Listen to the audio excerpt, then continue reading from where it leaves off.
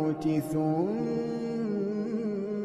إلينا ترجعون والذين آمنوا وعملوا الصالحات لنبوئنهم من الجنة غرفا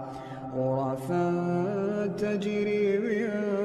تحتها الأنهار خالدين فيها نعم أجر العاملين